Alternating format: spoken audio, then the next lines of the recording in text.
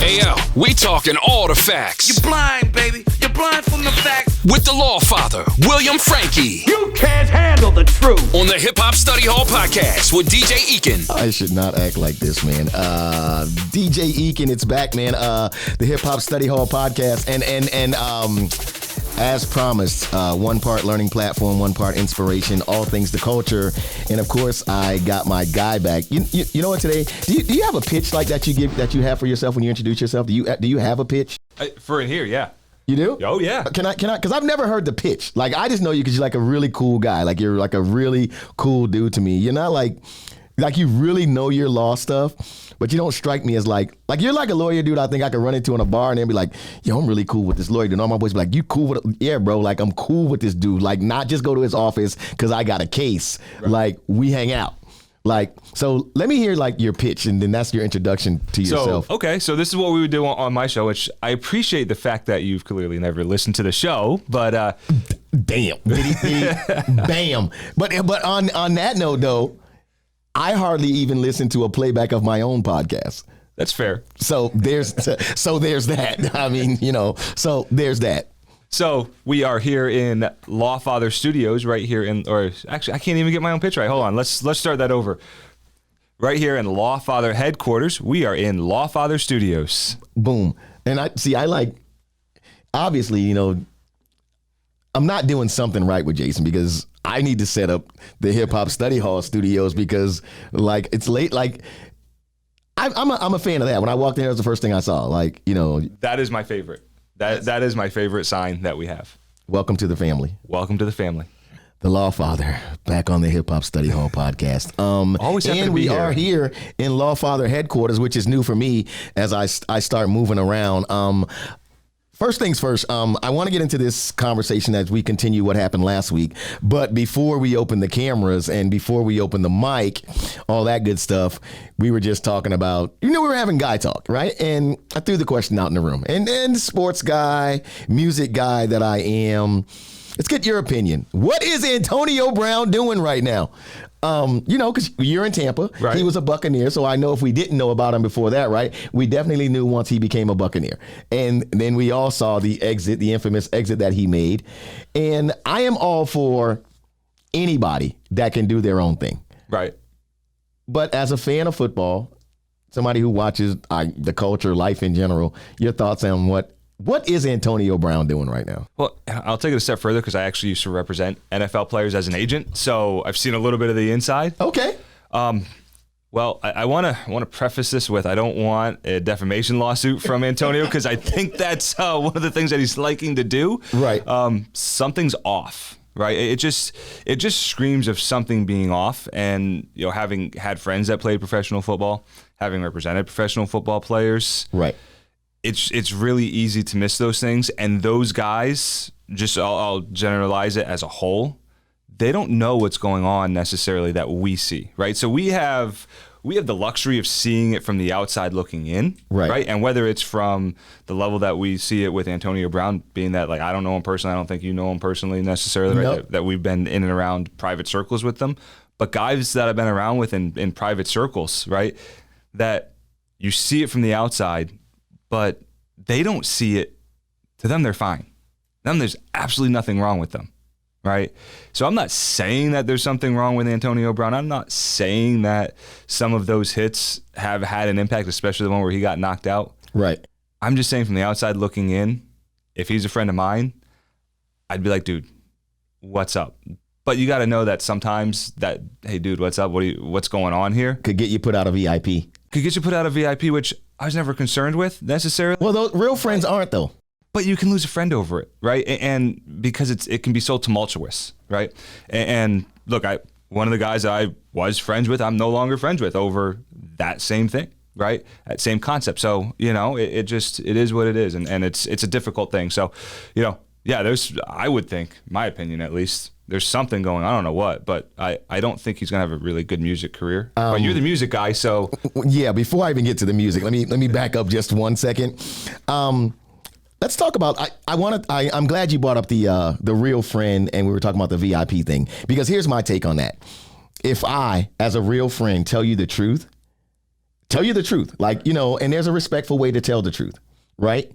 And then you decide that I don't belong in VIP with you and now I'm out of the entourage. I'm okay with that.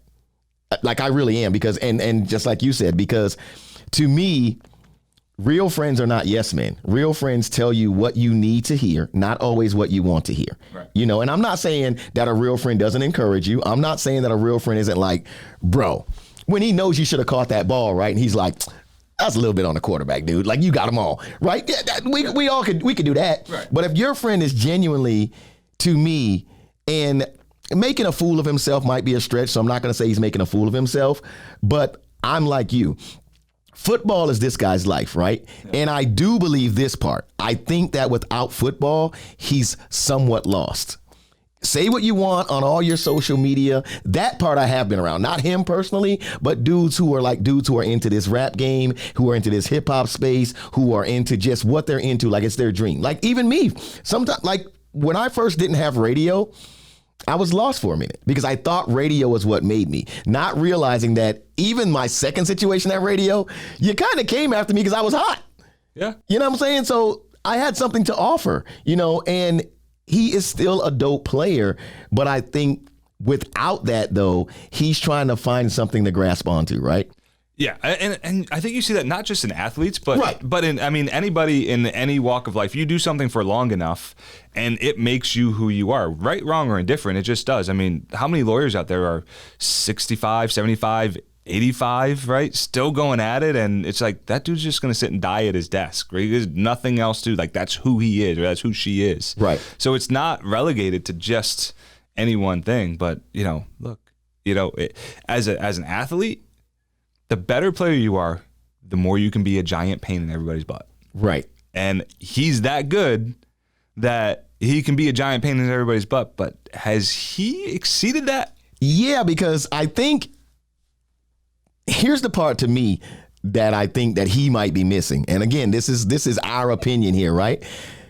The people whose butt, pause, that he would want to be a pain in, though, they might be a step away from being done with him. See, because here's my take on, like, a lot of times when I see these athletes that are around, like, that come and move into the hip hop space and the party space and that sort of thing, right? In all reality, let me be real with you. We don't really want to hear their music. We really don't. Like Kobe made music, Allen Iverson made music. You don't get much greater than that. No. And even Kobe, right? We look back on it and be like, Kobe did that. But we ain't really buy it. No. We ain't really buy Kobe and Tyra Banks single. We ain't really mess with the Kobe album. We ain't mess with the Allen Iverson album. Not really. I mean, some of the greatest ball players I've ever seen. And that's how I feel about Antonio Brown, right? You can be in every room with the rapper. Like and people to me who really take the music thing seriously, I can see them always being in a room with Antonio Brown, but I don't see them even taking seriously his musical career until he really shows them some music. You understand what I'm saying? Like, auto-tune aside, like I could put auto-tune on you right now, put you on the right beat, and we might get lucky. I'd be a star. You got the look. This sounds like a challenge. We just got to get the song right, because you got everything else going. Right. And we can sell it. We could do it in the blazer and tie, suit and tie. You know what? Maybe we should we got to get you a jingle. I think we should make that happen. We got to get you a jingle. Let's do it. If we get you a jingle, I'm going to make the jingle notes here. Oh, those of you who are listening, he is actually writing down these notes. So while he's writing, I will let you know that, I don't have to worry about anybody coming after me for defamation on my own show because there's like 3 people who listen, but I probably have to be a little bit more cognizant on here because there's probably like 5 people who listen.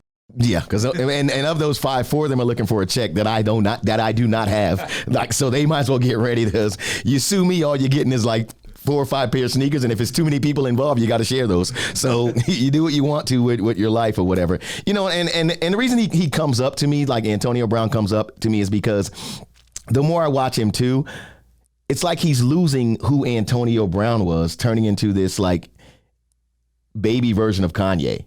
And that's what has intrigued me about the whole thing. Like, every time I see him now, he looks more and more like, yeah, I hang with Kanye. but we don't need another Kanye. You know, and honestly and truly, there will never, to me, be another Kanye. Like, Kanye is who he is. Right. Musically, a genius. Creatively, I think he's one of the best to ever do it. The belief in himself, I love 2,000%. Some of the other things I could probably do without, but he also too always has his own Kanye style, right? Now, everybody buying Balenciaga Croc rubber boots and mask and having on the same black outfit as him, like, that ain't gonna make me buy your music, bro. Like, I want to see you catch a few touchdowns. That's what I watch you for. Yeah, no, absolutely. Could you imagine them hanging out together?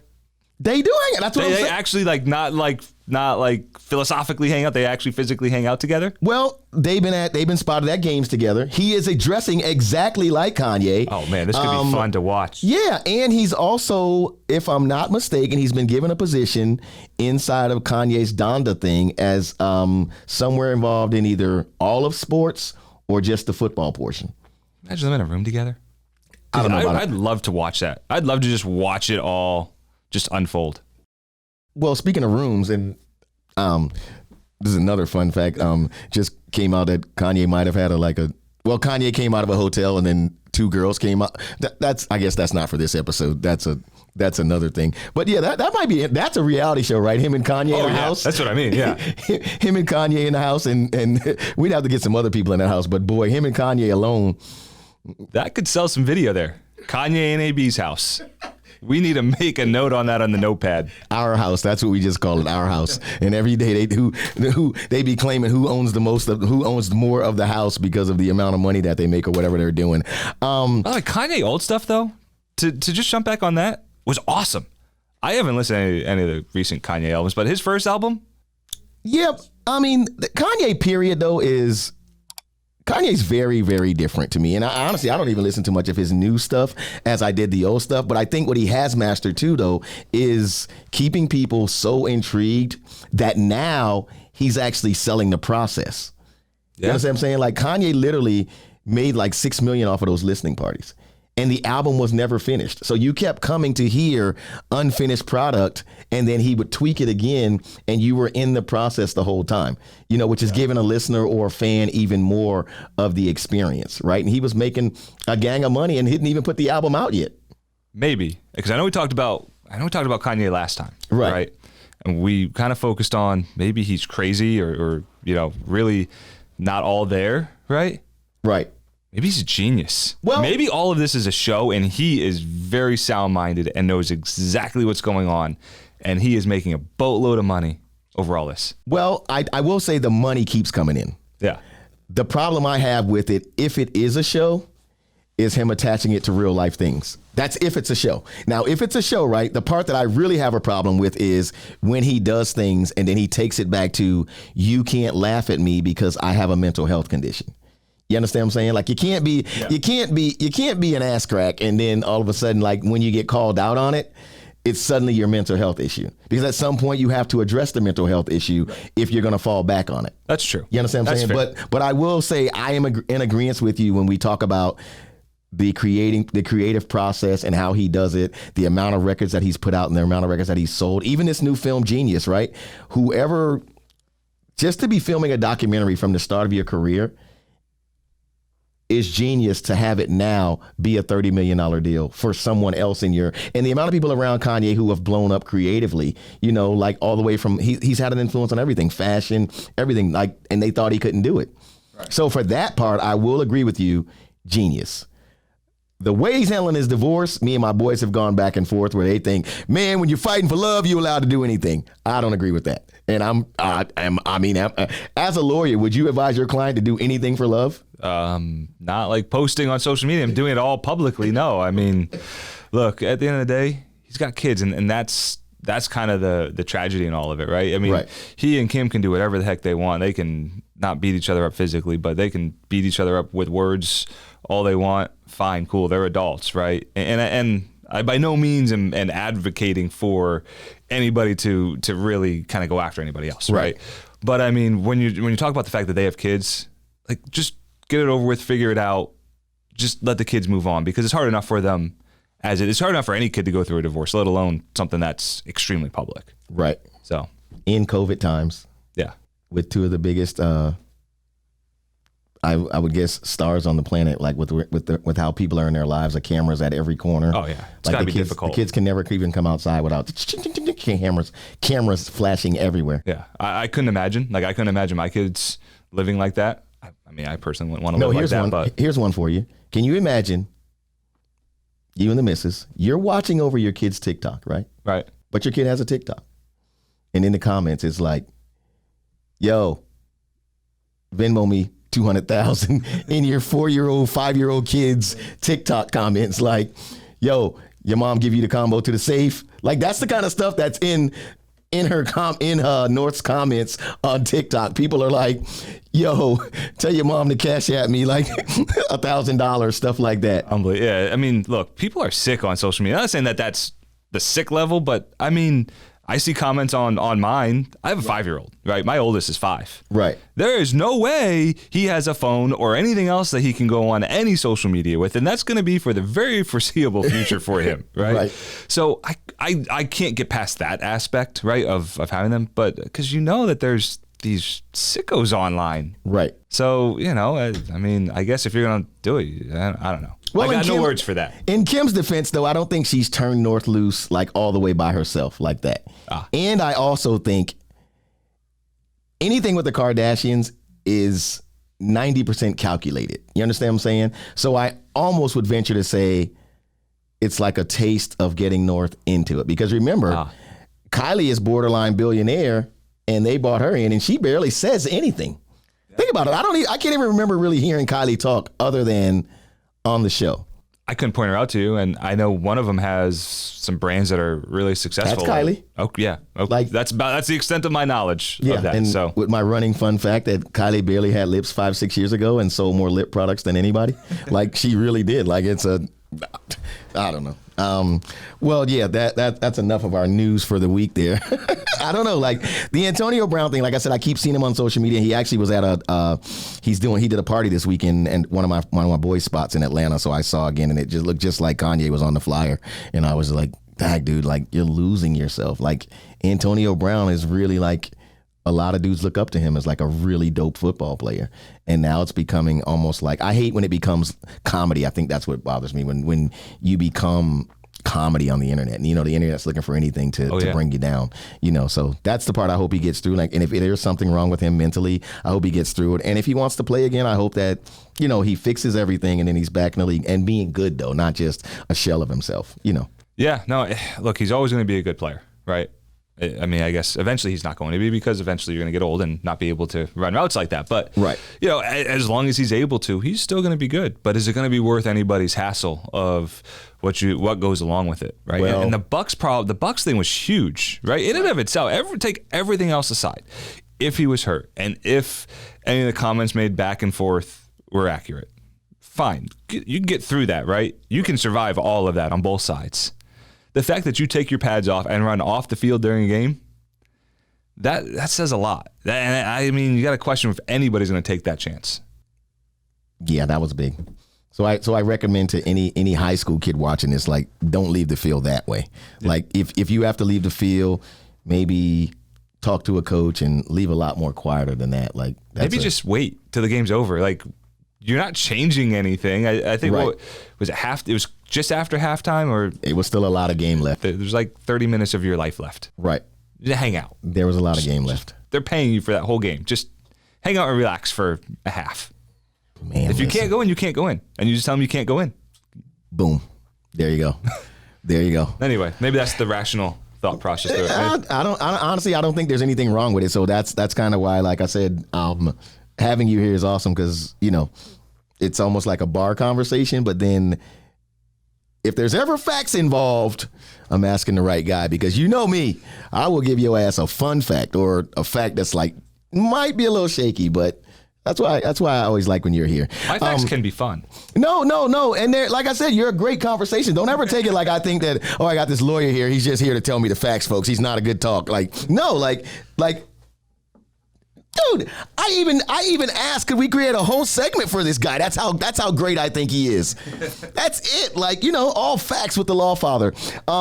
Why I really wanted to have you back this week, though, actually, I'm not sure if I'm having you back or if you're having me here because we're in Lawfather headquarters, which is good for me, though. I want to start moving around with the pod, so I appreciate you letting me even come here. You are welcome to come here anytime you want to shoot the pod.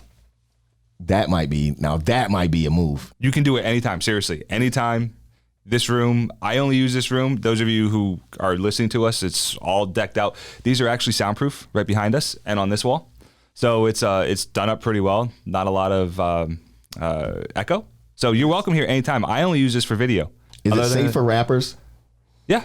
Because I asked that because, a lot of rappers, they, cases or, paraphernalia. They don't want to. This is a law firm. Yeah, I have to tell them. That's why I tell them. I'd be like, dude, you have to be prepared when you arrive at the studios if we record there. And there's no, because we've done some video interviews and these dudes just be sparking like right in the interview. But I take it. It's rappers. I mean, if anything comes up, we'll just, the old, what was that show that Better Call Saul? Oh, there you go. Give me $1 and sign this paper. Now I'm your attorney. Now you have privilege.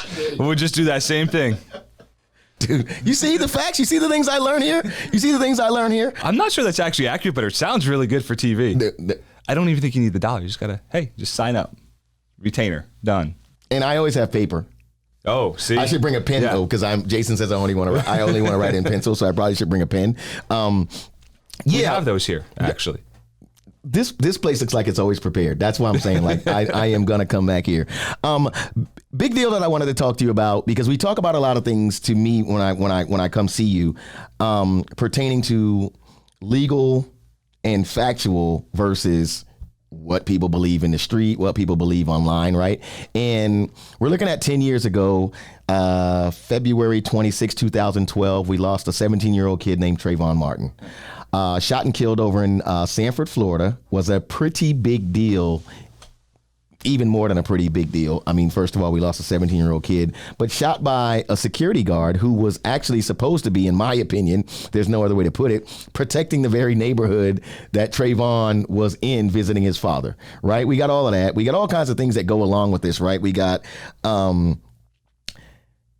Trayvon was in a hoodie, had gone to 7-Eleven, Skittles, Arizona iced tea, which I don't know why that's even a part of it. But of course, they get what he's doing that night. Shows on video, he's in the store, no crimes committed, nothing like that. Walking back to his dad's house, begins to get followed by the security guy, George Zimmerman, right? Now, and this is just to the gist of the story, Zimmerman had been known for targeting young black males, and it's not nothing I'm making up. It's what he called the police on constantly. It's who he watched, the type of person he watched way more than he watched anybody else. Not to mention, he wasn't even a real cop.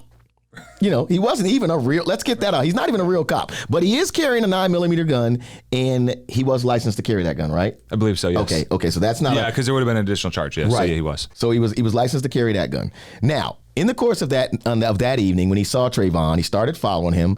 He did call it in. They knew him, of course. But one of the things that I took from it was they told him specifically, "Don't follow the person. We don't need you to follow them. We're on our way. We don't need you to follow him." He continued to follow him. Now, this is where it kind of got murky at. The confrontation took place.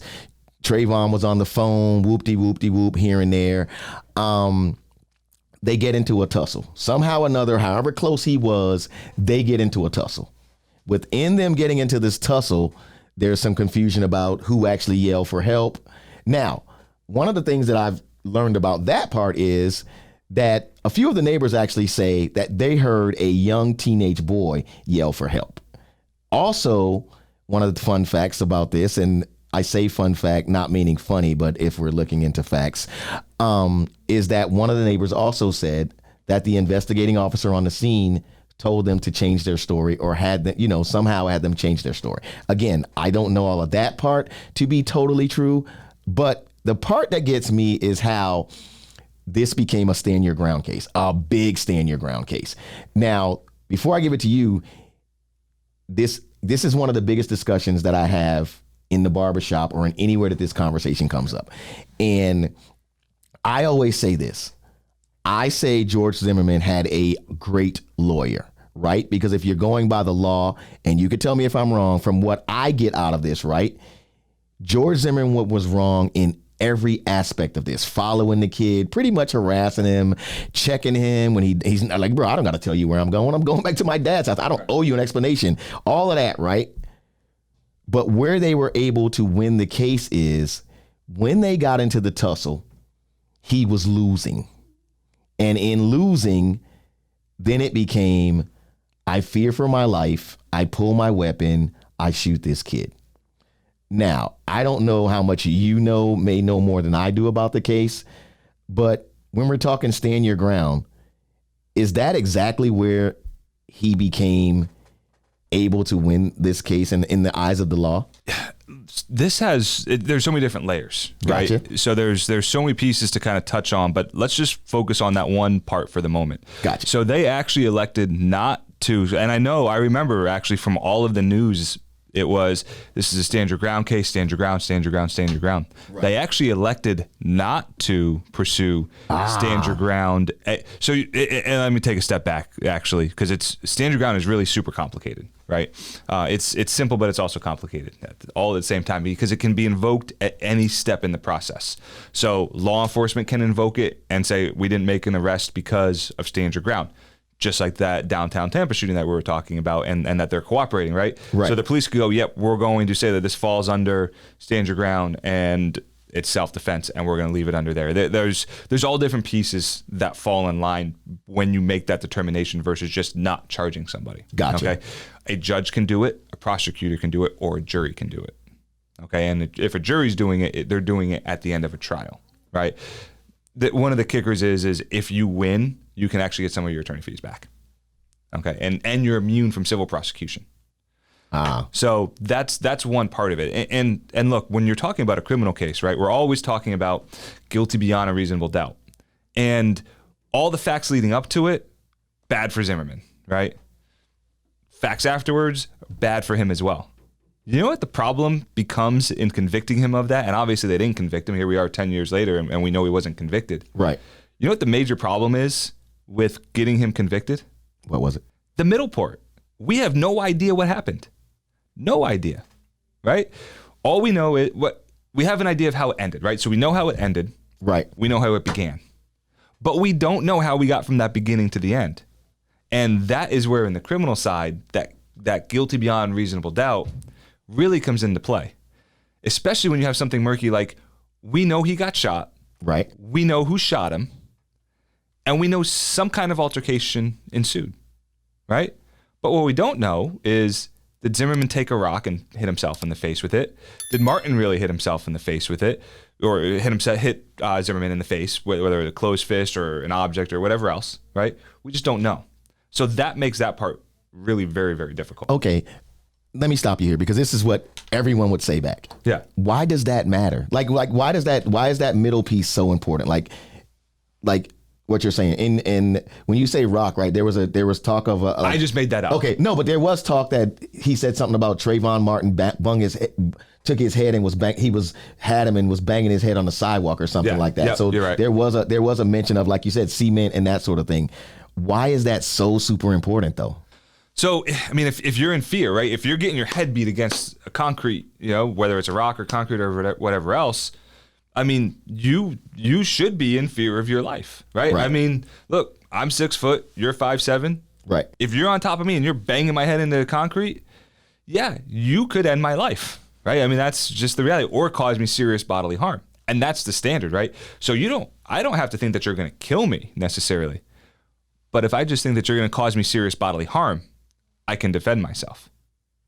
Now I think after we touch on all this, we get into stand your ground because it's really a catalyst to this whole thing. Right. Your clarification of this thing, I think a lot of people need to hear, because again, everybody now, right? Everybody's talking about carrying a weapon legally, right? Concealed weapon permits and all that kind of stuff, right? But I think you're also getting into very murky waters on when exactly you can use that weapon, and I think some people are actually confused about when it is self-defense or when can it be self-defense, Right. or when it's not self-defense. Yeah, and Florida's law, and they call it controversial. I don't know if it's controversial. I like it from my perspective because I'm responsible, right? And I'm not saying that I'm above anybody else, but I spent 6 years in law enforcement. Right. I learned and was trained on when to use a gun, when not to use a gun, right? When I started in 2006, we're in 2022, however many years that makes it, right? I've been carrying since 2006. Do you know how many times I have actually pulled out a gun outside of when I was working at the sheriff's office and on duty? So off duty or now just as a concealed weapons holder in all those years? How many? 0. 0 times have I ever felt the need that I need to pull it out. Once it's out, that's it. I mean, it's kind of game on. You're already past that point. Right. You know, it's time to dance. That person should be doing something to you that, hey, you know what? I am in fear for my life, or, you know, hey, you know what? Someone's threatening your life, and you know, I'm going to protect you, because the law actually allows me to protect you just as much as it allows me to protect myself. Right. So, I mean, that's how severe it should be. And you have guys like Zimmerman. I'm not going to give him a pass on this by any stretch of the imagination, but at the same time, I don't know what happened in the middle there. But I know, at least from what I can tell outside looking in, there's a lot of missteps in that, right? And think about, I don't know if you've ever lived in a community with an HOA. I have, and it's miserable. Live in one now. Yeah. Okay. What are the type of people, and because I think he was kind of the quote unquote security for the homeowners association, Yes. right? He wasn't truly I think he was a security guard by trade, maybe, Right. but was not employed Right. in that I neighborhood. don't think he was hired. Like you patrol this neighborhood for us every night. Right. Think about the people on your HOA board. How many of those people are power hungry? Right? I mean, it drove me. The last time I lived in one, I sold my house, moved out, said I'm never going back to one. Right? And it seems to breed that type of person. So you put that type of person into a position of power, right? Right. And you're putting them in as the security person, and you're giving that person a gun. Right? And the dispatcher's telling him, don't go follow him. And he goes and follows him. Right? So I think that's where the breakdown is, right? It is, hey, Zimmerman was that type of person who was already kind of hyped up and kind of drunk off the power that you have from having that position. I'm gonna go get that guy. Now, I don't know if it was a racial thing, right? I mean, maybe there's a history there, right? Right. But at the same time, is it a racial thing, or is it a, hey, I have the power thing, and I'm gonna go because I have the power, and which I think is probably a little bit more dangerous, because it's just out there. You never stop that. Right. You can't ever stop somebody who wants the power. When we're talking about history, right? Yeah. We're talking about a person's history. And you say, because one of the things that they did talk about Zimmerman, right, was that he has a history of mainly, when he's doing this job, being worried about young black males. That seems to concern him. If he sees a young black male, Yeah. way more than if he sees a white lady walking by with groceries, or a white lady getting out of a car, you know, a young white kid. Like, this is what concerns him. Does that history necessarily mean, though, that they can bring that into a case like this and be like, well, you see what he does this all the time? Or as a good attorney, which, like I said, I think he had one, you immediately start separating that, going, this is one incident. This is not these other incidents. So pattern in history, generally speaking, is not admissible in court. So all of that past stuff most likely doesn't come into play. There's certain ways sometimes you can, but here's kind of the textbook law school example. If you, I don't know why it always comes back to car accidents, but you're in a car, right? And you get in a car accident, and the defense tries to say that you weren't wearing your seatbelt, but I was in the car with you, and I drive with you all the time, right? And I say every single time he puts his seatbelt on, I've been in the car with him, you know, however many times, every single time, more than one, right? More than Right. two, right? But every single time he's got a seatbelt on. You can use that for history to show every single time he's done it this way, right? So therefore, this time he most likely did it the same way he did it every other time, right? But a history like Zimmerman's really tough to get in, because you can't go, hey, all of them were like that, because I could go, here's the devil's advocate on it is, well, maybe he just chooses not to know the black families in the neighborhood, so he doesn't know the people when he sees them. So to him, it's an unknown person. Whereas the other people, the white people or the Spanish or whoever's over there, he tends to hang out with them more and knows them. And when he sees the people, he doesn't go up to them because he knows them. I'm not saying that's right. I'm just saying there's the other side to it from the legal side. But actually, though, you did just now exactly what I wanted to hear. Because I think a lot of times in these conversations, and you get your haircut, you know how barbershop conversations are, right? Oh, yeah. It's a lot of homeboy rhetoric, and I love it because it's these are usually dope conversations to me, right? But when you start talking lawyer talk, you start talking the court of law and what matters when you're trying to prove a case, and you start laying those words out differently. Yeah. It becomes a very big deal when it comes time to try to prove someone guilty beyond a reasonable doubt. And that is why I wanted to talk to you right there.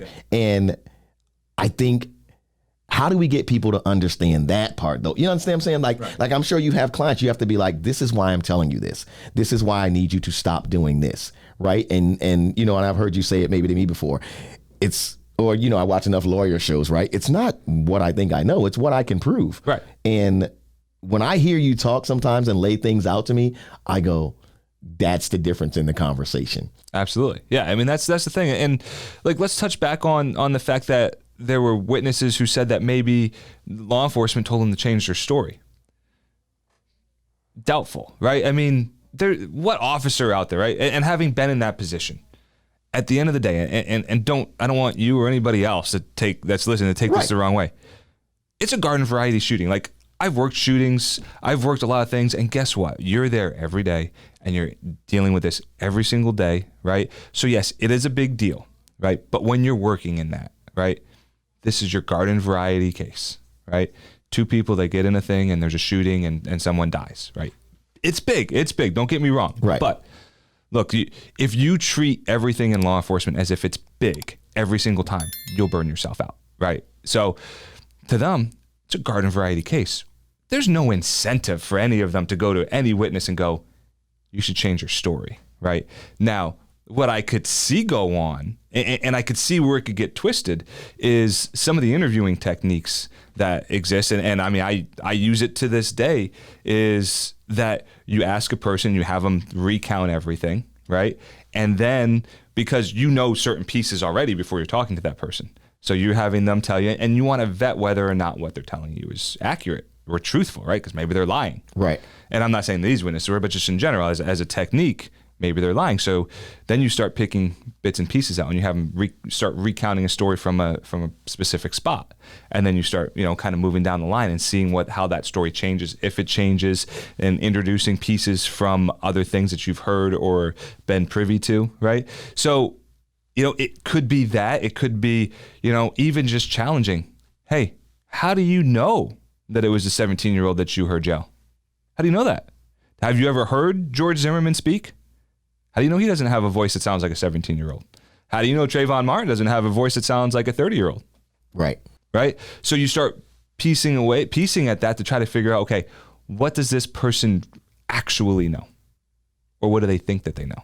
Everybody wants to be a witness, but not all witnesses are actually witnesses. Is it standard procedure when a shooting like this happens for the shooter to be tested for drugs and alcohol? Because according to this, and again, more facts, and this is hindsight, us looking back, well, was it even standard practice back then? I'm not sure if you remember that, in a shooting like this, that the shooter should be tested for alcohol and for drugs. I mean, it's a good practice, especially in something like this where everybody's right there. We'd have to look back. I can't remember. I just talked a lot about the Curtis Reeves shooting, which was a theater shooting in Pasco County. Right. Kind of similar in some senses, different in a lot of senses also. Right. Same premise. Shooter. Supposed stand your ground type of thing. But I think it makes a lot of sense that they would have. It's illegal to carry a gun while you're drunk or high. Right. So, it's prudent too. Yeah, but they didn't. I don't even and I guess I think part of the thing too, and you and I have talked about this too off camera, I think the racial part makes a lot of this crazy to someone black like me, because I just know that it wouldn't have been, or I just feel super strongly that if I would have shot a white kid like that night, right, it just wouldn't have gone the same way for me. You know what I'm saying? I would probably been locked up that night. I would have more than likely been all kinds of tested for everything. My history of everything would have been blatantly thrown out there. And I think that's the biggest part that makes this whole thing even more, because it just seemed like Zimmerman mocked everything. It just seemed like everybody around. And like I said, again, I think his lawyer just did a great job of being an attorney. And I didn't think that he was disrespectful in any way. He just did a great job as a defense attorney. Mark O'Mara, I think his name was. He just did I think you're right. He just did a great job as a defense attorney. And that made me look at a lot of things and really made me want to have this talk even more, because I don't want people to confuse, what they think they know about self-defense or stand your ground and be like, well, George Zimmerman did this to one of our kids. And then it's all kinds of things, like you said, that go into play, along with the fact that we know how quick race can be into something, Right. And I think it muddies the waters, right? And let's peel everything else back and let's just look at what our system is based off of, especially the criminal system. We would rather let somebody walk free, right, who should be guilty, right, who should be in prison, than do put somebody in prison who is actually innocent. Now, I don't want to get into the, right. There's all these people who are yes, now we have DNA and everything else that we're finding that there are some people who actually were innocent. But the basic principle of the system is, number one, you're innocent until you're proven guilty. And the reason for that is we would rather set a guilty person free than to send an innocent person to prison. Just basic, without, like I said, without any debate on without any adding. because I almost screamed out Central Park 5. I just almost did a few things there. But again, to your point though, which is very, should be valid. I know it was funny too, because I'm not funny, haha, but I just read an article in the New York Daily News about all of these cases, all the amount of money that taxpayers have to pay because New York it was like 5 or 6 cases that New York has wrongfully had people jailed for. One guy just got like $13 million, been in jail for like 25 years, which he can never get back. But I guess $13 million helps. But I don't know. 25 million in a New York prison system. I don't think 13 million is gonna. I don't think, like you said, I don't think people be like, well, you do that for 13 million. I don't think that's something that I would do. Speaking of money, did you know Zimmerman sued a bunch of people, including Martin's parents, for $100 million? I do know that I think I did see that he sued them. Did he get any money out of suing people? Well, so little, I won't call it a fun fact, but I'll steal the fun fact. Right. So in 2019, the case was voluntarily dismissed with prejudice, which on his face seems very benign. I would guarantee you there was some settlement and he must have gotten some money from it. From somebody. So who did he? And it was probably confidential. And no one's allowed to speak on it. I mean, we do those all the time, right? Where we have confidential settlement agreements, and the case just literally shows a dismissal with prejudice, a voluntary dismissal with prejudice. And the with prejudice part, so that everybody understands. Yeah. So what that means is that you can't go back and sue the person again. It means it's over. It's done. You can't go back at them anytime. If you do it without prejudice, if you dismiss a case without prejudice, you can sue that person later on for the same thing. It's like double jeopardy with the criminal law, where you can't be charged for the same crime twice. Right. Wow. So do we know who else he sued? We know he sued their parent, Trayvon's parents. There was the parents, one of the witnesses, and there was somebody else. It was a few people. And this is all for defamation? Yeah, along those lines. Yeah, part of it was defamation. There wasn't a ton on it, and I didn't actually look deep into it because I figured it would just be a small fun fact, if you will. Was that one of your colleagues, though, that thought of that? Well, you think that was a lawyer that said, we can sue some people? I mean, or probably. Do you think, outside looking in, do you think George Zimmerman was sitting in the house one day and goes, I'm going to sue some people? Or do you think someone said, you can sue some people?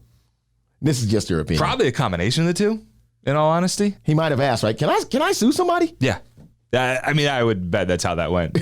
Right. You know how many times I have that conversation and people go, can we do that? I'm like, yeah, you can, but what are you going to get out of it? Right.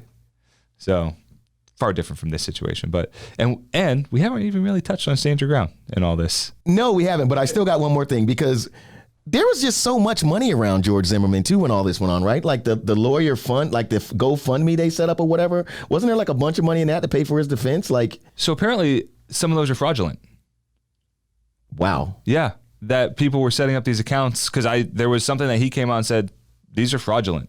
Zimmerman himself apparently came out and said that some of these accounts are fraudulent. But there was an actual one that was for him, right? I don't know if there actually was an official one, because when I was reading about it, it had just said that they were fraudulent. I mean, sometimes these criminal defense lawyers that will take on these high-profile cases just to make a name for themselves, and they'll take very little money. Right. Who was that? Casey Anthony? Okay. Her lawyer took it on for free and then wrote a book and made money off the book from it. Well, that's another one that I'm still trying to figure out how. Yeah, you and me both. Yeah, that was like, and is that one of those things too that we talk about? And this is Casey Anthony's case, right? Casey Anthony, her daughter was missing. Wasn't it like a month? Long time. Her daughter was missing a long time, I right? think she was found in the back of her trunk, She right? was found in the trunk, was she actually in the trunk when they found her, or no? DNA or something. Yeah, the DNA was Yeah. in there, and also it smelled like a decomposed body, from if I remember correctly. Those don't smell good, by the way, And she was found later on. But the thing that got me, that I was just wondering, this is one of those things that, again, when I say barbershop talk, right? We just wonder what's taking this so long. Because I know right now with my kid, if I'm supposed to have him and he goes missing 15 days, 30 days, and I'm telling all kinds of lies. I'm blaming the babysitter. I'm blaming somebody at Universal Studios. What took so long? Why does it take so long to prosecute someone? So for someone to go, let's charge her. Well, and maybe you put your law enforcement hat on here, I guess. mean, I think part of it was they didn't have a body to begin with, right? I think that may have been part of the delay, because she's a missing person, and mom is kind of a victim at that point, right? But when you find the body, I think it went pretty quick when they found her, if I remember correctly. We're going. Yeah, this is kind of a memory thing I'm trying to get here. I think once they found the body, I think they moved pretty quickly, at least into an investigation. Right. But who the heck is driving around with a car that smells like decomposed body? Well, I mean, oh my God. Well, I mean, who also is going to tell everybody that their daughter's with a babysitter, that the babysitter can immediately tell you, I've never had the kid. Like that's like me saying, right? Like that's a lie that I don't even understand how you remotely think you get away with. Like I left my kid at Lawfather Studios, Lawfather headquarters. You can immediately go, there's never been a kid here. You know, she took them all around Universal Studios and everything else, knowing that the kid wasn't there. And that's what, to me, I just feel like I'm arrested right there. I think you want to believe them, though. Like, I think, who wants to believe that any parent can do that to their kid? But I think even more so, and I think you and I would be in the same boat in this, right? Dads there's been more dads that have done heinous things, I think, than moms. And I think that as the mom, I think mom gets a pass as long as they can give mom a pass, right? I mean, because who wants to believe that a mom could do that to her kid? Right. No one. I mean, if you're going by, and I don't know exact stats, but I probably would venture to say a dad would probably first. But I don't know. The Casey, that's another thing. That's a terrible one. But anyway, let's get back to stand your ground to get a clear understanding, or clearer understanding, because I'm not sure if I'll ever totally understand it. Stand your ground. First, this question: is it only a Florida thing? It exists in other places, but ours is Wild West. Right. It's very simple, right? It is made to sound complicated. Boil it down to its lowest common denominator. It's very simple, right? And actually, the official motion is a motion for immunity, is what the actual motion is. I have one actually pending right now. It's here in Hillsborough County. So maybe an update at the end of the month when we actually have the hearing on it. Wow. Yeah, but the basics of it is this: if you're in a place that you're lawfully allowed to be in, and it's a two-part statute, right? So if you look at statutes, sometimes they'll have a little description of what it is, and then they'll have a part 1 and a part 2. And what those part 1s and parts 2s are essentially like degrees of how bad things have to be in this situation. So part 1 is my ability to defend myself when it's non-deadly, right? Meaning that you come up and I see that you have a fist cocked back and you're ready to hit me. What can I do, right? I can't shoot you because you have a fist, right? Yeah, could you make the argument that a fist is a deadly weapon? You could, but it's, it's not legitimate. Like in law enforcement, I always knew if some guy was coming up and they were going to punch me in the head, I knew I had to do something. I had to move. I had to just make sure that I didn't get hit and knocked out, because it could become deadly because, well, we always had guns, right? But regular person, everything else, you go and you might knock me out. Yeah, theoretically, could you kill me with a punch? Yeah, maybe I hit my head on the corner of this desk and, down I go and that's it. Right. But by and large, it's not deadly. So I can't meet your non-deadly force with deadly force. Okay. So that's the first part of the subsection, right? So you come after me. I'm in a place where I'm lawfully allowed to be in. You come at me. I don't have to run away. There's your stand your ground, right? That's where stand your ground comes in. I can stand my ground as you're coming at me. Okay. Okay. And you're coming to punch me and I can punch you back. That's the first part of it. Can I throw this in there? Sure. 5'7" and 3/4. Please don't ever leave that off. 5'7" and 3/4. That's what I am. $148, $153 on a good day. Bucks linebacker. Clearly 240. Right. 245. Grabs my girlfriend's butt in the club. I got a whole scenario in my mind. Grabs my girlfriend's butt in the club. I turn around and go, dude, come on, man. Like, bro, you know me, man. Like, why? Man, shut up, little DJ guy. Bro, you gotta chill, bro. Pushes me. Bro, I'm already like, first of all, 100 pounds on me easy. Works out every day, is muscle. Here comes the fist. I definitely feel like this could be it. Yeah. I may not get up from this one. Do I have a better stand your ground case, or do I still not have a stand your ground case? And we're just talking about the first part of it, right? Because to me, him weighing 100 more pounds than I do, him being professional football player, everybody in this room sees he is clearly bigger than me. Touches my girlfriend's ass, that's aside. I'm not even going that far. I'm not even gonna, I should have used deadly force. Okay, no, I shouldn't have. But that part. Now, going by what you just told me, does that put the first part of that law in a gray area? Yeah. And I think you actually do move into the second one, but I think you get into a gray area with that.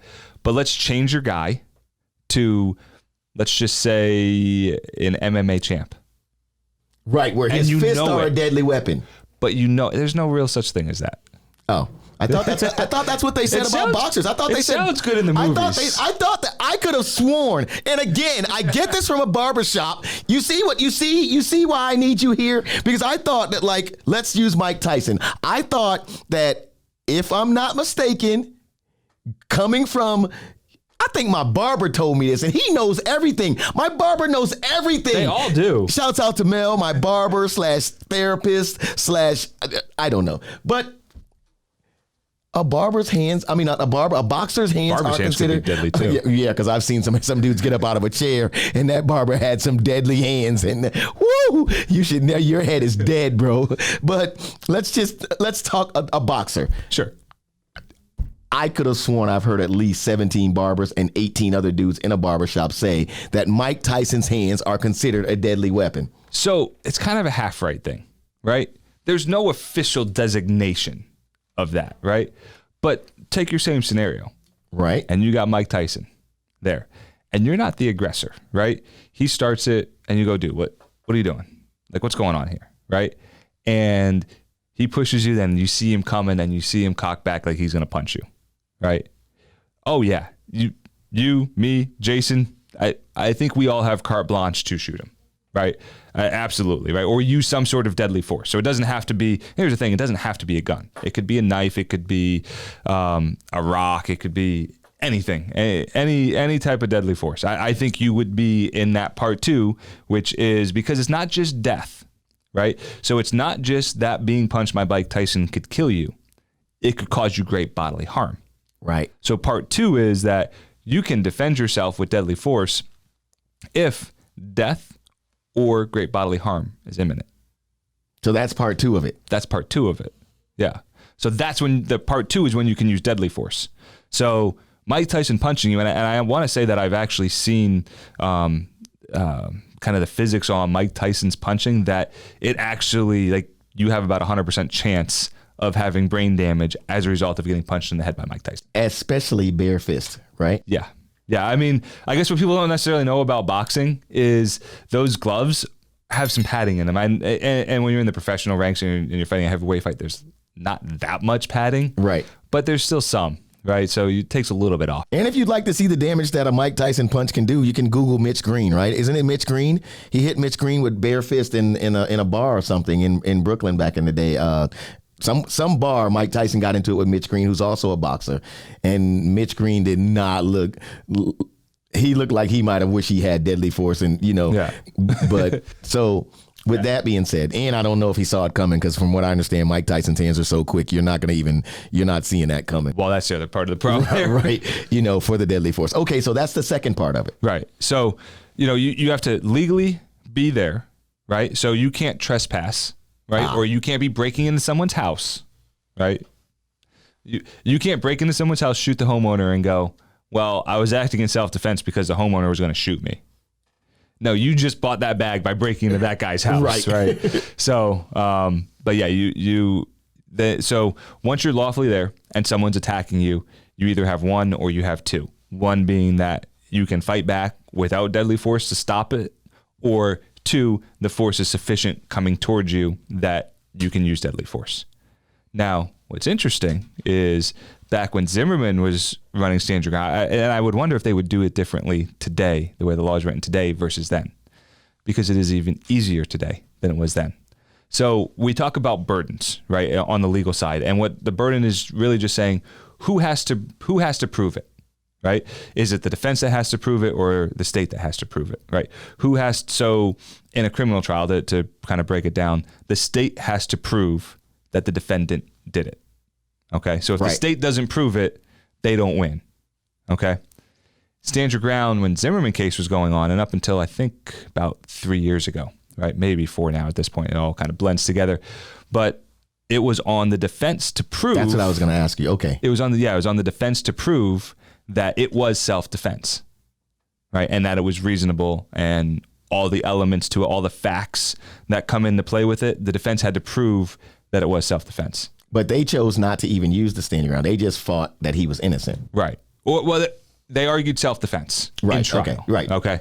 So, but they didn't use the Stand Your Ground portion where they had to prove that it was an actual Stand Your Ground case. Right. But they went for this was self-defense. That's why he did use the force that he used. Correct. Because the reality is, if they had tried to run a Stand Your Ground motion on it, with no other witnesses, he would have had to testify. And that's what they didn't You want. would not want him to test. You don't want to, generally speaking, broad generalization, you don't want a defendant testifying anyway. You definitely don't want a defendant testifying twice, because they can use that first testimony to call you a liar on your second testimony if it differs at all, right? It's called impeachment. So if you ever hear on TV, they're talking about impeachment. Right. Basically, they're just saying, you said it one way here and you said it differently here, so now you're lying here because you said it this way here. So you don't want that, right, in a criminal case at all. But they've changed it now. So now the defense just has to prove what's called a prima facie case of self-defense. And what that means is, I don't know why the law likes Latin. Like, just call it what it is, right? Right. But it means on its face, right? So on its face of what happened, it's self-defense. Now the state then has to prove that it's not self-defense. So they flip the burden, right, of who has to prove what, onto the state, which makes it more in line actually with the way a criminal trial goes anyway. So basically what you're saying is, it's not in any way, shape, or form as black and white as it sounds. It is not. And I'd love to, because we get into these like big stories, right, that are outside of what the normal person's most likely going to run into. Right. I'd love to reconnect on this after March, at the end of March, after I have my hearing, and I get hopefully the case goes away and I can get the necessary okays to talk about it, because it's not some like outlandish set of scenarios. It is, really truly speaking, something that could happen to anybody in everyday life. Right. Well, we're getting, when speaking of that, we're getting a lot of these road rage videos that we see, right? Yeah. And let's talk about that, right?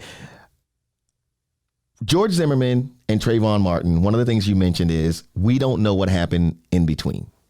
Right. Why is it so often that we see something, though, and let's not even put color in it. Let's just put road rage. Some guy gets out of his car. He starts walking to my window. He's banging on my window.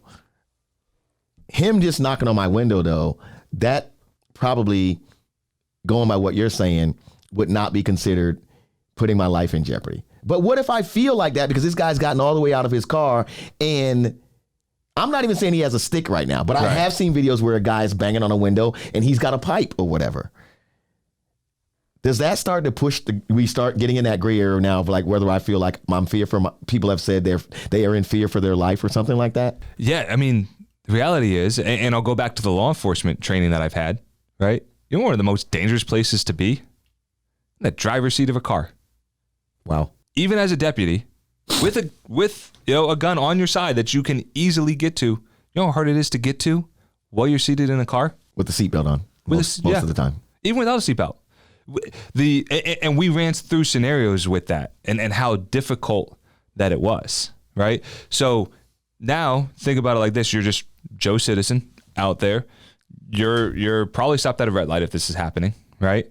And, you should stop far enough back that you could maneuver out, but let's be honest, most of us don't, right? I don't always. Sometimes I do, right? But what if you're in the middle lane?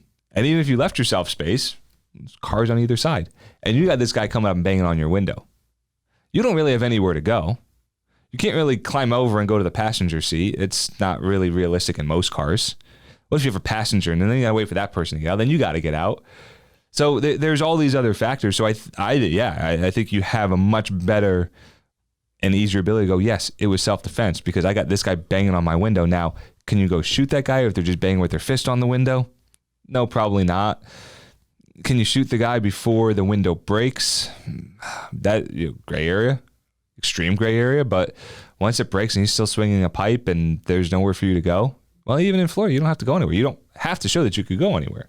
Right? So, I mean, could you? Yeah, I mean, I would think so. And I actually was going to throw in there that, as always, like, that's the reason I've seen them is because someone is recording that. Yeah, that's true. Would that video becomes super crucial, I'm guessing? Oh, absolutely. The case that I've mentioned to you, I have video. So does the state. But the interpretation is probably very different on both sides. Yes. Normally. Well, the interpretation is very different because the video is extremely blurry, so it's really difficult to see what happened. Okay. Yes. Man.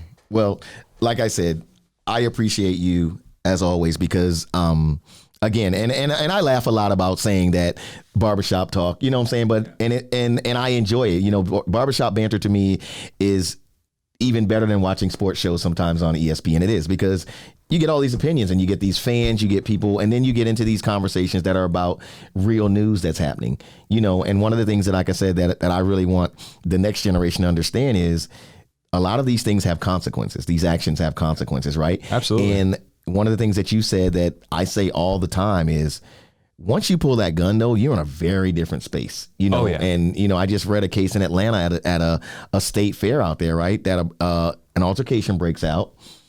Somehow a gun gets involved. You got a 16-year-old kid dead. You got a 17-year-old kid injured and a 19-year-old kid injured. These kids aren't even 20, right? Yeah. But someone pulled a gun and whatever was happening just super escalated. Yep. And like you said, when you pull that trigger, or even when you pull it out, like there often is no coming back from that. Something is probably going to happen. I'm not sure if you ever really hear that someone pulled a gun and everybody else just walked away and cleared the place. Usually something happens. 95%, I'm guessing something happens after that gun gets pulled. Somebody the other person doesn't back down, or usually a gun comes from somewhere else, or, you know, there's shooting. So that was one of the reasons that, like I said, I really appreciate when you take the time to have these conversations with me, because I think that, you know, the lines, they get really blurry, you know, and the gray area can really get people in a lot of trouble thinking that they know exactly what's in black and white. Yeah. Well, and Look, an interesting one to look at is that Curtis Reeves won. And I know they had looked at stand your ground. I remember there being an appeal because I was doing a stand your ground case while their case was an appeal for stand your ground. But there's no racial undertones to it, so it makes it very kind of neat and clean from a legal analysis perspective. But you want to talk about one where you really change the course of things by pulling a gun. Right. I mean, that's a really interesting one to look at because, he was found not guilty, which doesn't necessarily mean he's innocent, right? Just kind of remember that not guilty doesn't equal innocent. Right. But there's just really interesting one to look at and kind of evaluate from the stand your ground and just knowing that when you pull that gun, there are consequences, right? So yes, was he found not guilty? Sure. But he spent a ton on legal fees and he spent some time in jail, right? I mean, I don't think he didn't bond out same day, right? Something like that. You usually got to see the judge. Right. So, there's definitely consequences for everything, even if in the end you're found not guilty. Right. And for those who don't even understand, know all about that was here in Florida as well. It was Pasco County. Pasco County. And I've been in that theater a lot of times, dude. Because I go to movies every Tuesday, especially when AMC was $5 Tuesday, then half price Tuesday. Yeah. Because something I did with my dad a lot when I was little. So the movies are still like a place for me, like a good space for me. And I'll go by myself, but you thinking you're in this movie. And I think the previews were still on, right? When this happened. Yeah. It was the previews. This guy's in there with his family. I don't know what made the altercation start. What really got me about that whole thing though, looking at the video, it wasn't even a packed theater. So they really didn't even have to be that close together. Right. You understand what I'm saying? But they wound up that close together, pretty much the family in front of this guy. And I don't know, maybe it's just me. When I go to a theater, right, and it's not that packed, I do everything I can not to be sitting like right on people. For whatever reason, either they might talk or I just think I got enough space I can sit anywhere. So it was so many things in that, like the guy's was a former police chief or officer, right? He was a captain, I believe. Former police captain, right? And whatever the altercation was, just that quick, he pulled a gun and shot the guy, and the guy's gone. So a kid doesn't have a father. Yeah.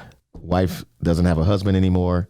It wasn't even that quick. Like this one, there's a lot to unpack in it, right? Because they have their initial, we'll call it an altercation. I'm not even really sure how much you can truly call it an altercation over this guy being on his cell phone during previews. How dare you be on your cell phone during previews? Like, come on, dude, get over yourself, right? Wow. Yeah. And then so Reeves then goes out, talks to the manager at the movie theater, and then goes back in. And that's when the shooting happens, is after he's back in. And I can't remember, and it's terrible that I can only remember the shooter's name. I can't remember the other guy's name. But they were a row in front and over. So they weren't actually directly in front of each other. Right. To me, I go, and I remember I talked about this one some, right? I go, how is the defense possibly going to win this? Because this guy, in order to have done something major to Reeves, would have had to come over a seat, right? From being down below. Right. Right? Not up higher, but lower. And usually the person higher is at an advantage. Right. So, I mean, there was a lot for them to overcome. Wasn't it something, too, about some popcorn being thrown? Or he threw some popcorn? Yeah, the victim threw popcorn. How dare he throw popcorn? Okay, probably not the best move. Don't throw popcorn at people in movie theaters. Right. Especially because these days I feel like people are a little bit crazier than they used to be, right? Yeah. Used to be like back in our day, you threw popcorn at somebody, maybe you throw some fists and everybody goes home and that's that, right? No, they're not. It's no fisticuffs nowadays. No. I mean, his defense team did a great job, right? I mean, I didn't think they had a chance of winning. And that jury was out for 3 hours. Week-long trial, 3 hours, and the jury came back with a verdict. Yeah, I saw when the verdict came back, the comments were crazy on Facebook. Like, like you said, people, for lack of a better term, almost in an outrage, a bunch of people were, it was kind of chaotic. But again, like I said, my biggest thing with these conversations is to get some clarity, because even me, I'd be confused. Like, because I'll see different things and I'll read and I'll be like, well, how did that happen? And then also too, I try to be a realist, like all the way back to like OJ, right? I think OJ really got out of that because he could afford the defense, and to this day, you can give me your opinion back. I don't think OJ did it, but I do think OJ knows what happened. I do. I don't, like, that's just my thing. I just don't think it was just for them. Like, have you ever seen the documentary OJ Made in America? No, I need to know. OJ Made in America was an ESPN 30 for 30 5-part series. Probably one of the best 30 for 30s I've ever seen. And it really, to me, as a black man watching it, gave me a lot more insight into why OJ was the way he was. Like, one of the things I don't know, and I know you and I have been throwing around the term fun fact on this podcast, right? When OJ got found not guilty and his neighbors were hating him or whatever, right? And they were like, get out of our neighborhood, get out of here. OJ had been living in that neighborhood before 80% of those people. Like, so it was his neighborhood. Right. It was his neighborhood, right? Another thing I never knew is, like, OJ was really one of the first real big pitch men. And, you know, everybody, if you know anything about marketing, advertising, you watch this kind of stuff, right? The Hertz commercial, which OJ was famous for. I never realized that I've seen that commercial a million times. OJ is the only black person in that commercial. Yep. Because it was so like, well, how do we do this? He's like one of the first, you know, nowadays we see, you know, people of all nationalities pitching product. But back then, OJ was like one of the first, right? Yeah. Influencer before influencer became a thing. They didn't know how it would work. So everybody who sees the juice running through the airport, this black guy, they offset it by being a Caucasian person. Huh. Like the white old lady was white. And they're all like fun people, happy to see the juice run through the airport. But I never knew that, which brings me to this other part, right? Of why I'm really convinced that OJ didn't do it. In episode 4, if you don't watch any of them, just watch episode 4. Okay. And in episode 4, one of the prosecuting lawyers, not Marsha Clark, but one of the guys, he goes through how he thinks the crime happened. And this is a step-by-step of the perpetrator walking up, Nicole thinking, OJ's ex-wife thinking that it might have been Ron Goldman returning her glasses, and it turns out to be OJ. Like, I never realized that. And it's got all the pictures from the autopsy, everything. She was almost beheaded. Like it's just, and the part where it takes me to say OJ couldn't have done this because they say Ron Goldman fought for his life, right? So OJ could be whoever. There should have been some bruises, right? There's like they said Nicole got taken out pretty quick. Like she was like that first cut, being a woman took her down. Yeah. Ron showed up, right? The initial thing with Ron, from what the lawyer says is, and he's going through like from the reports, the guy was behind Ron, taunting him and like poke Ron in the face a few times. So he's taunting him the whole time. Yeah. Ron's knuckles and hands, they were like, he's fighting, he's defending, he's doing everything. And the cut that took him out was he got stabbed kind of right here and it hit like a crazy blood vessel or vein or something. And he pretty much was, and they had him caught in a corner, which was like a killing cage, right? But they said he fought. When they did all the stuff on OJ, they just had his finger cut. He didn't have any bruises on his body or anything. Like, if this guy fought for his life, you had him the next day. There should have been more bruises. And, you know, I watch a lot of crime shows. I figure, like, you know, I am borderline police officer as much as I watch First 48. Well, there you go. You know, because I know once a guy asked me for a cigarette, I got him. OJ never asked for a cigarette, dude. So to me, no, I'm playing. But no, that's why I say, like I said, I think OJ knows what happened. OJ's around a lot of money. Anything could be going on. You never know when people got that much money. You never know. But two things. One, on a serious note, think about what you just said, though, about, hey, I watch all these shows and do all this. That's your jury. And they all come in with that expectation. They all come in with that Law and Order. It's going to take them 30 minutes to solve it and 30 minutes to try it, right? And you come in with that, right? That's that mindset. Also, good job bringing it all the way back to the Kardashians. They're in they're in the documentary. Oh, did you know why?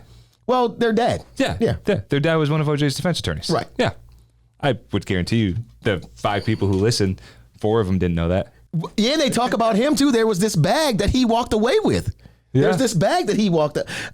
There's a lot to the OJ thing is a whole another another thing. I had something I was going to tell you. Oh yeah, speaking of Law and Order, one more fun fact before we go. Fun fact. I watched Law and Order for 6 months when I was in college, and I started watching it. Right. Yeah. For 6 months, I watched it, and maybe on 6 months and 2 days, I realized that the first half of the show was the investigation and the second half was the actual trial. Like, I literally watched it. It would be on while I'm waiting to go to class or whatever, and I'm watching. Dun, dun. And then one day I go, wait a minute. The investigate. I don't know, man. That's awesome. As always, man, I appreciate The Lawfather. That's such a, like, that's another story. That's such a, like you're running a lot of things with, with that title, of course. I appreciate you. And also, I appreciate you too, man, letting me use Lawfather headquarters, aka Lawfather Studios, to record this episode of the podcast. It's been pretty awesome as always. And always, I appreciate, man, the insight you give me. And it's always like, is it layman's terms? It's layman's terms, right? Yeah. Dude, I told you, dude, I know some words, Jason. I know some words. Layman's, just so I can understand, and because that's honestly, and I say this all the time, that's what I want to get out. There's so many stories that, and we talk about this stuff when I see you, that once it gets convoluted and clouded, there's so many different things going on. And believe me, we got the internet now, so it's even worse. So I appreciate you taking the time to, help us get through some clarity. Yeah, no, I appreciate you having me on. Where as always can they find you? At The Lawfather. All the socials, at The Lawfather. Keep things pretty. I do, except for I can't get my Instagram to be just at The Lawfather. So it's at The Lawfather Tampa. Oh. Because someone has at The Lawfather. Oh. And by the way, we own the trademark. Wait, we're off on a real tangent. I own trademark for Lawfather.